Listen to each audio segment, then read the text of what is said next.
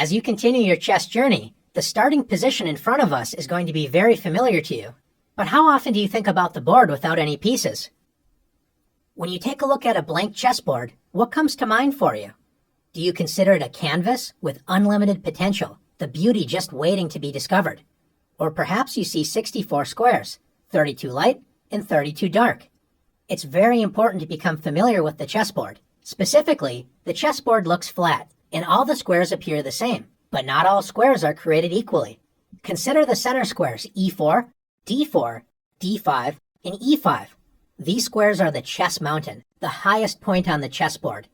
You want to make sure you have your fair share of the chess mountain, or inner center, and the best way to do that is planting flags, or pawns, in the center of the board. You're claiming E4 as your territory on the mountain. Black will often play E5, doing the same thing. The squares surrounding the chess mountain, or inner center, is what we call the outer center. You can consider the outer center as the chess hill, not as high as the chess mountain, but still elevated above all the other squares. When we think about developing our pieces, think about the chess mountain and hill, or inner center and outer center. We want to develop our forces to help control these critical squares. Now that we have a general idea of where we want to place our pieces, let's return White's pieces to the starting squares. Let's pretend for a moment that we can only move 2 pawns and the rest of our pieces only once. Where would you develop your forces? Thinking about the chess mountain, or inner center, we don't have to hesitate to play E4 and D4. Knights love to jump into the outer center and help control the key central squares with knight F3 and knight C3. Bishops love open diagonals, so bishop C4 and bishop F4 are natural squares for these pieces. Take a look at all of the squares these bishops control in enemy territory. Castling has a very important role in our development. For this exercise, let's consider castling as the king move. White's king wisely evacuates the center and now has 3 loyal pawns protecting it. Castling also allows us to bring our rook into the action, especially helping control the center, with a move like rook E1. Now we only have our queen and rook on A1 to move. White's queen can be well placed on E2 or D2. Let's move the queen to D2. Now White's rooks are connected, and White's queen backs up the dark squared bishop, supercharging that diagonal. Finally, we would complete our development with rook A to D1. Notice our 2 central pawns, knights, and bishops are all in the inner and outer center. White's major pieces, the queen and 2 rooks, help support the center, so in the future, White can start advancing pawns up the board. Of course, this is only a dream scenario, and our opponent certainly has something to say about this. So what does a position look like when both sides are following this strategy, activating their pieces and controlling these key squares? Let's take a look. This is a very typical opening position, and notice the balance of the forces. Both sides have pawns in the inner center, controlling their fair share of space. Both sides have castled their king to safety, and the knights and bishops are all controlling key squares in the center. With all this in mind, let's have some fun and see development in action. How important is it to develop our pieces to safe, active squares where they work together in harmony? When one side follows this advice and the other side ignores it, we'll soon find an answer.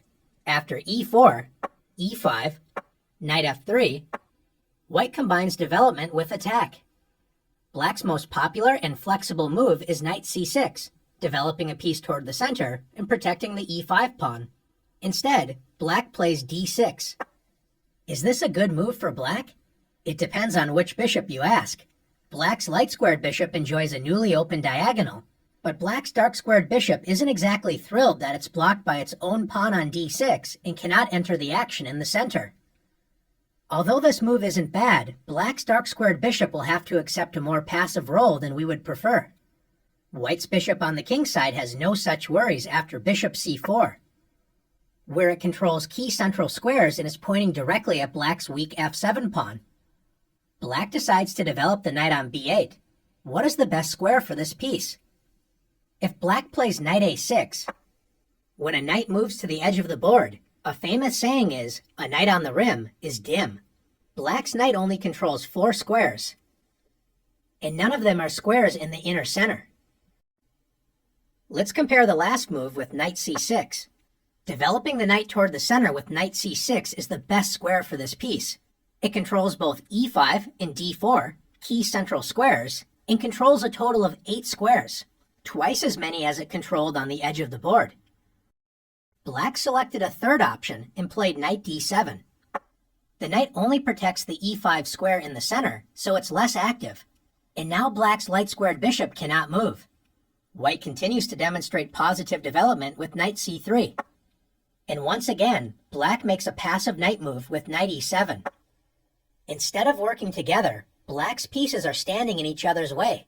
Notice that both of Black's bishops cannot move, which means the knights would have to move again in order to free the natural diagonals for the bishops, wasting more time. Time is not on Black's side, and White punishes Black's poor development immediately with knight g5. Notice how White's pieces are working together. The knight on g5 joins the light-squared bishop in attacking the weak f7 pawn. White's knight on c3 and pawn on e4 join the light-squared bishop in protecting the key d5 square, which means if Black plays the best move in a bad position, d5, White can simply capture the pawn and win material. Instead of blocking this dangerous diagonal with d5, Black decides to play f6, turning the position from bad to completely losing. What would you play as White?